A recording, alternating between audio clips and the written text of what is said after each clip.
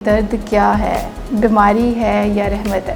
वो दर्द जो 3 महीने से ज़्यादा परसिस्ट करे और उसकी कोई अंडरलाइंग वाज़े वजह ना समझ में आए, उसको हम क्रॉनिक पेन कहते हैं। इन्फ्लेमेशन है, सोजश है, ज़ख़म है, आप उसको रेस्ट देते हैं, उसकी केयर करते हैं, तो ये एक रहमत की शक्ल है। फिज़िकल और जो इमोशनल पेन होती है, इसमें कोई डिफरेंस होता है? अगर होता है तो वो किस? कमर का दर्द हो गया तो वो बायोलॉजिकल डिसफंक्शन कि जब आप खुद कंफर्टेबल नहीं हैं तो आप बच्चों को भी डांटेंगे। तो ये जो बायोलॉजिकल इफ़ेक्ट हैं ये आपके साइकोलॉजिकली, आपको सोशली, फाइनेंशियली हर तरह से इफ़ेक्ट करते हैं। अस्सलाम वालेकुम, welcome to QAS health podcast with your host Sadia Bukhari. नाज़रीन, ज़िंदगी में अगर सुकून और सेहत ना हो तो आपको ज़िंदगी बिल्कुल बेकार नज़र आती है। आज हम एक ऐसी सीरीज़ स्टार्ट करने जा रहे हैं जिसमें हम बात करेंगे कि दर्द कितनी किस्म के होते हैं, क्यों होते हैं, रहमत है, बीमारी है और इससे कैसे बचा जा सकता है, क्या ये हमें ज़हनी और इमोशनली भी मुतासर करते हैं। इसमें हमारे साथ बात करेंगे डॉक्टर शहजाद अनवर साहब, जो कि इंटरनेशनल पेन मैनेजमेंट स्पेशलिस्ट हैं और इसके अलावा डायरेक्टर भी हैं और रीजनरेटिव मेडिसिन के हवाले से भी काम कर रहे हैं। हमारे साथ मौजूद है डॉक्टर साहब। अस्सलाम वालेकुम सर, कैसे हैं आप? वालेकुम अस्सलाम व रहमतुल्लाहि व बरकातुहू। सर, सबसे पहले बहुत शुक्रिया आप तशरीफ़ लेकर आए। सर, पेन के हवाले से बात करेंगे। हम मुख्तलिफ़ पेन्स की बात करते हैं, लेकिन हमारी, जैसे कि मैंने स्टार्ट में बताया कि हम सीरीज़ स्टार्ट करें कि पेन पे हम बात करेंगे कि किस तरह से बच सकते हैं। सबसे पहले क्वेश्चन मेरा ये है कि दर्द क्या है, बीमारी है या रहमत है? Thank you so very much. और सबसे पहले तो मैं शुक्रिया अदा करना चाहूँगा आपका, सैयद कासिम अली शाह साहब का और फाउंडेशन का, कि ये एक पूरी सीरीज़ जो हम करने जा रहे हैं, दर्द के बग़ैर सेहतमंद ज़िंदगी, ये इसमें इंशाल्लाह हम दर्द के हर आस्पेक्ट को एक ओवरऑल भी डिस्कस करेंगे और उसके साथ साथ जो मोस्ट कॉमनली जो दर्दें लोगों को इफ़ेक्ट करती हैं, जैसे कमर का दर्द है, गर्दन कंधों का दर्द है, सर का दर्द है, आधे सर का दर्द है, मायल्जियाज़ हैं, फाइब्रोमायल्जिया, इन सब को इंशाल्लाह हम डिटेल वाइज डिस्कस करेंगे। जहाँ तक आपके सवाल का ताल्लुक़ है, दर्द है क्या, क्या ये ज़हमत है या रहमत है? दर्द जो है, इसको समझने के लिए दर्द बेसिकली 2 तरह का दर्द है। एक हम एक्यूट पेन कहते हैं। एक्यूट पेन वो दर्द है जो किसी वजह से होता है। आपको कोई चोट लगती है, कोई ज़ख़म लगता है, कोई फोड़ा फिंसी बनती है, कोई सर्जिकल इंसिजन है, उसकी वजह से जो दर्द होता है उसको हम एक्यूट पेन कहते हैं। एक्यूट पेन वो दर्द है जो उसकी वजह जो है, जिसकी वजह से वो दर्द है, अगर वो ठीक हो जाए तो वो दर्द जो है ख़त्म हो जाता है। ये तो अल्लाह की एक रहमत है कि किसी हिस्से में कोई इन्फ्लेमेशन है, सोजश है, ज़ख़म है, आप उसको रेस्ट देते हैं, उसकी केयर करते हैं, तो ये एक रहमत की शक्ल है। लेकिन इसके बरक्स दायमी दर्द, जिसको हम क्रॉनिक पेन कहते हैं, वो दर्द जो 3 महीने से ज़्यादा परसिस्ट करे और उसकी कोई अंडरलाइंग वाज़े वजह ना समझ में आए, उसको हम क्रॉनिक पेन कहते हैं। क्रॉनिक पेन जो है इस वक्त मेडिकल साइंस के लिए एक बहुत बड़ा चैलेंज है और इसका इंसिडेंस आप सिर्फ इससे अंदाज़ा करें कि अगर पूरे दिन में किसी भी हेल्थ केयर फैसिलिटी में प्राइमरी केयर जीपी से लेके सुपरा स्पेशलिटी हॉस्पिटल तक अगर पूरे दिन में 100 विज़िट होते हैं या 100 मरीज़ जाते हैं, उसमें से 67% लोग बुनियादी तौर पे दर्द की वजह से जाते हैं। तो इसकी प्रेवलेंस या जो इसकी इंसिडेंस है वो इतना ज़्यादा है। तो एक्यूट पेन का तो हमने डिस्कस कर लिया कि जी ये किसी वजह से होता है। एक ब्लेसिंग है कि आप उस एरिया को, उस पार्ट ऑफ द बॉडी को रेस्ट दें ताकि वो सेटल कर जाए। जबकि जो दायमी या क्रॉनिक पेन है वो एक इटसेल्फ एक बीमारी है, वो हमें किसी चीज़ से प्रोटेक्शन या किसी चीज़ से महफूज नहीं रखती है और उसको ट्रीट करने के लिए हमें किसी एक तरीका इलाज नहीं बल्कि बहुत सारे तरीका इलाज को कंबाइन करके, जिसको हम मल्टी मॉडल अप्रोच कहते हैं, वो करते हैं, तो फिर पेशेंट जाके इम्प्रूव होते हैं। ठीक है। अच्छा सर, जैसे अभी आपने ये सेकंड टाइप के बारे में बताया पेन के हवाले से, इसमें कितने % लोग जो हमारी सोसाइटी के हैं वो इफ़ेक्टेड हैं?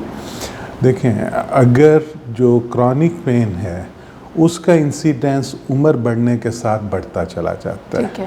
अगर आप अपने इर्द गिर्द देखें कि वो ख़वातीन जो हैं, जो 45-50 साल की उम्र की हैं या इससे ज़्यादा एज की हैं, उनमें से कितने % लोग हैं जिनके घुटनों में दर्द नहीं है या कमर में दर्द नहीं है या गर्दन कंधों में दर्द नहीं है।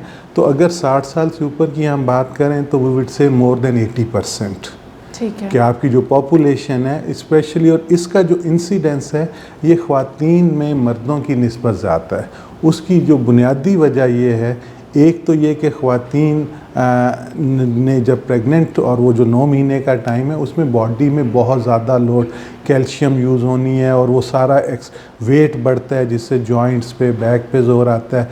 फिर उसके बाद उन्होंने जब बच्चों को दूध पिलाना है उसमें बॉडी के रिज़र्व यूज़ होते हैं।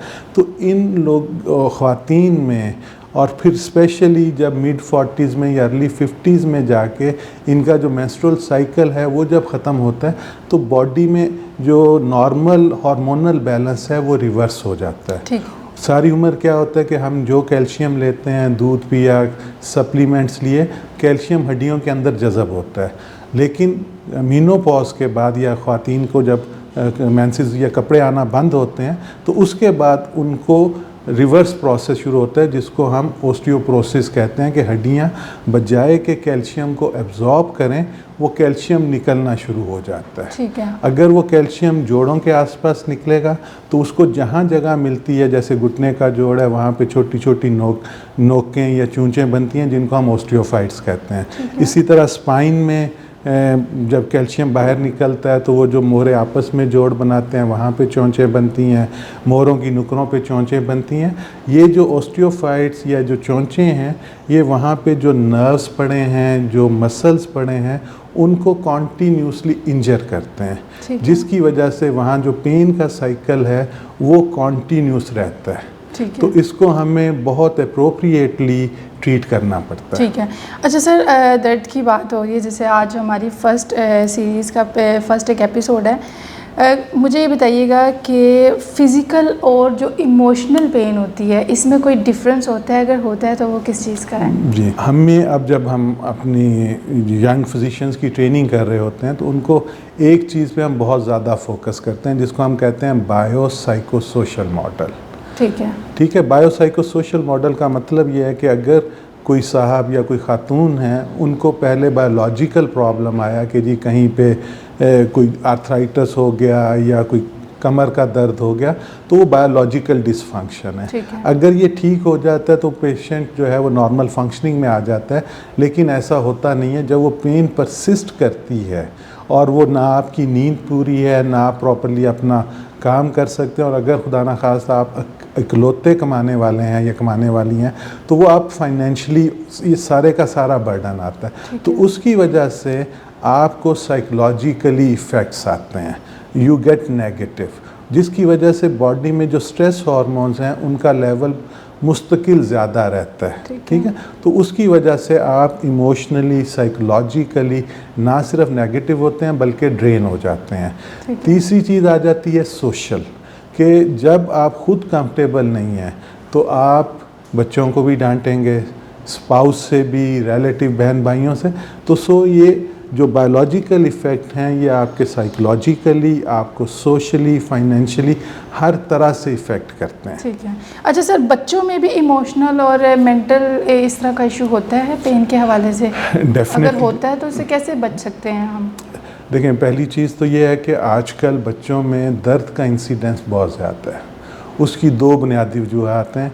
एक तो ये कि अगर हम बात करें हमारे यहाँ जो गवर्नमेंट का जो स्कूल सिस्टम है वो इस तरह से, मैं तो कहूँगा कि जी फेलियर है उसका, कि एक शख्स जो 30-40 हज़ार भी कमाता है वो भी अपने बच्चे को सरकारी स्कूल में नहीं भेजता। वो 2 कमरों के एक 5 मरले के स्कूल में भेज देगा जो सो कॉल्ड अंग्रेज़ी मीडियम है, सरकारी स्कूल में नहीं भेजता। तो वो जो छोटे छोटे स्कूल्स हैं उन स्कूल्स में ना प्लेग्राउंड्स हैं, ना कुछ इस तरह की एक्टिविटीज़ हैं, और जिसकी वजह से, और दूसरी जो बड़ी वजह है कि आप क्लास 2 से ऑनवर्ड्स किसी क्लास के बच्चे का बैग देख लें और उसका वज़न कर लें, उतना बच्चे का वज़न नहीं होता जितना उसका जो बैक पैक है उसका वज़न है। और लिटरली आप किसी स्कूल के बाहर जाके सुबह के टाइम शूट करें और आप देखेंगे कि बच्चे बेचारे ऐसे जैसे, मतलब ऐसे जा रहे होते हैं कि जैसे किसी ने कोई 20 ईंटें उठाई हुई हैं या 3 सीमेंट के बैग उठाए हुए हैं। इतना ज़्यादा उनकी बॉडी वेट के हिसाब से बस्ते का वेट है। तो लास्ट टाइम भी हम जब शाह साहब से डिस्कस कर रहे थे तो मैंने कहा इस पे तो बाकायदा फाउंडेशन एक कैंपेन करे कि जी बच्चों पे ये जो बैग उठाने वाला जुल्म है इसको मतलब कि स्कूल में कुछ ऐसे अरेंजमेंट हों कि उनकी जो ज़्यादातर किताबें हैं वो वहीं पे हों, उनको होमवर्क के लिए 2-3 किताबें या 1-2 नोटबुक्स हैं वो सिर्फ उनको दें। अदरवाइज़ वो बच्चों की, और ये जो बच्चे बैकपैक उठाते हैं 12-12, 13-13 केजी के, इनकी डिस्क डीजनरेट करेगी, इनका स्पाइन डीजनरेट करेगा, इनके हिप कूलों के जॉइंट, और वो सारी उम्र के लिए मरीज़ हो जाएंगे। अच्छा सर, हम दर्द को किस तरह से रिकग्नाइज़ कर सकते हैं और कहाँ पे हम गलती करते हैं? दर्द को हिडन भी रखते हैं और बताते भी नहीं हैं। जी, ये हमारा एक साइकोलॉजिकल स्टिग्मा है कि हम चीज़ें शेयर नहीं करते उस वक़्त तक जब तक पानी सर से नहीं गुज़र जाता। ख़ासकर मैं ख़वातीन की बात करें, वो बेटी है, वो बहन है या माँ है, तो वो तब तक बर्दाश्त करती हैं जब तक उनके बस से बाहर नहीं हो जाता, और महीनों सालों बर्दाश्त करेंगी कि जी कभी छुप छुपा के गोली खा ली, कभी किसी बच्चे से कहा मुझे ब्रूफेन, कोई भी दर्द की दवाई दे दें, कोई भी पेन किलर खा लें। असूल ये है कि अगर आपको कहीं पे भी दर्द हो और वो चंद घंटों से ज़्यादा हो या थोड़ी देर के लिए उसकी शिद्दत ज़्यादा हो, तो खुदारा अपने जो भी करीबी तरीन आपके फैमिली फिजिशियन हैं, आपके कोई जो भी डॉक्टर हैं, उनसे ज़रूर रब्ता करें, क्योंकि दर्द अगर एक्यूट फेज़ में ट्रीट हो जाएगा तो उससे जान छूट जाएगी, अगर वो क्रॉनिक फेज़ में चला गया तो आपको सारी उम्र भुगतना पड़ता है। ठीक है सर, यहाँ पे ये भी आगाह कीजिएगा कि हमें जब कोई दर्द होता है, कुछ इस तरह का मसला होता है, तो हम हकीम के पास लाजमी जाते हैं कि हमें कोई तेल या कोई इस तरह की पेन किलर दे दें जिससे हम 2-3 दिन बैंडेज करेंगे और हम ठीक हो जाएंगे। क्या ये जाना दुरुस्त है? देखें, हिकमत जो है एक बाकायदा मुरवजा हज़ारों साल से चल रहा है। प्रॉब्लम कहाँ पे आया? अगर आप देखें कि दुनिया में 3-4 बड़े सिस्टम्स हैं मेडिसन के, सबसे जो डोमिनेट इस टाइम कर रहा है वो एलोपैथिक, या जिसको हम अंग्रेज़ी तरीक़ाकार कहते हैं। वो क्यों इतना कामयाब या इतना उसने थ्राइव किया कि उन्होंने जो भी काम किया वो एक तो शेयर किया, दूसरा उसको डॉक्यूमेंट किया रिसर्च की शक्ल में। ठीक है। हमारे हुक्मा आप कितने बड़े बड़े नाम हैं कि जी जो सिर्फ नब्ज़ देख के हर बीमारी, और ऐसे लोग थे, अल्लाह करे आइंदा फिर आएँ, लेकिन इन लोगों ने चीज़ों को या काम को डॉक्यूमेंट नहीं किया। और उसकी वजह से दूसरा ये है कि मतलब मैं डरता हूँ इस पर कमेंट करते, लेकिन फिर भी इनका जो निसाब है हिकमत का है या और तरीक़ाकार हैं, वो उस तरह से वक़्त के साथ साथ अप टू डेट नहीं हुए। आप ज़रूर हकीम साहब के पास जाएं, लेकिन मुस्तनद हकीम के पास, क्योंकि बहुत सारे लोग जो हैं वो सिर्फ नाम के साथ लगा के और लोगों को वो दवाइयाँ जिनके ज़्यादा मुज़र इफ़ेक्ट हैं, वक्ती तौर पे आपको फ़ायदा होता है, जैसे स्टीरॉयड्स हैं, और तो स्टीरॉयड लाइफ सेविंग ड्रग है, लेकिन अगर उसको एक प्रॉपर फिजिशियन वो अप्रोप्रिएट डोज में दे। लेकिन अगर कोई और तरीक़ाकार के हकीम साहब हैं या कोई होम्योपैथ हैं, वो स्टीरॉयड देंगे तो उनको ना तो उसका अंदाज़ा है कि वो क्या करेगा, किस, तो उससे नुकसान ज़्यादा होता है। तो आप ज़रूर, मतलब मैं हिकमत के ख़िलाफ़ नहीं हूँ, मैं ख़ुद बहुत बड़ा फ़ैन हूँ कि एक हज़ारों साल से चल रहा है, लेकिन उसको अप टू डेट करने की ज़रूरत है। ठीक है सर, लास्ट में ये बताइएगा कि हमें कौन सी ऐसी एक्सरसाइज करनी चाहिए जिससे हम पेन से बच सकें, ताकि हमारी जो नौजवान नस्ल है आजकल बहुत ज़्यादा दर्द का शिकार है और हर किस्म का दर्द जिस्म में उनको होने लग जाता है, तो कोई ऐसी एक्सरसाइज ज़रूर बताइए। जी, इसमें एक्सरसाइज से पहले जो पोस्चर और सिटिंग, ये 2 इम्पॉर्टेंट मसाइल हैं। ठीक है। मॉडर्न लाइफस्टाइल में हम 90% लोग ऑफिस में काम करते हैं और 9 to 5 का जॉब है, 9 आवर्स की या 12 आवर्स की शिफ्ट्स हैं, और उसमें हम घंटों बैठे रहते हैं। साल डेढ़ पहले ऑक्सफोर्ड में एक स्टडी पब्लिश हुई जिसमें उन्होंने ये प्रूफ किया कि वो लोग जो डेली 8 घंटे बैठते हैं ऑफिस में या अदरवाइज़, और एक सिटिंग में 2-2 घंटे या इससे ज़ायद बैठते हैं, तो उनको के जिस्म को जो नुकसान होता है वो आधा पैक या 10 सिगरेट पीने से ज़्यादा होता है। तो बैठना इतना खौफनाक है। तो मेरी सबसे बड़ी दरख्वास्त बच्चों से, अपनी बहनों भाइयों बुज़ुर्गों से ये है, कोशिश ये करें कि आप आधे घंटे 40 मिनट से ज़्यादा मुसलसल ना बैठें, एट ए स्ट्रेच ना बैठें, उठ के थोड़ा सा टहल लिया, और जो अल्लाह ने हमें नमाज का तोहफ़ा दिया है ये ऐसी बेहतरीन एक्सरसाइज है। और इसमें अगर आपको कमर या टांगों में खिंचाव या गर्दन में खिंचाव है, अगर आप सीधे खड़े होकर और प्रॉपर रुकू वाला स्ट्रेच करें नमाज में भी और नमाज के अलावा भी, ये वो वाहद एक्सरसाइज है जिससे जिस्म के एक एक सेल, इवन डिस्क जिसकी अपना ब्लड फ्लो नहीं है, वहाँ पे खून की गर्दिश बढ़ती है, टॉक्सिन्स निकलते हैं, मसल स्ट्रांग होते हैं, लिगामेंट्स सॉफ्ट होते हैं। तो एक तो मुसलसल नहीं बैठना, रुकू वाला स्ट्रेच, थोड़ा चल फिर लें।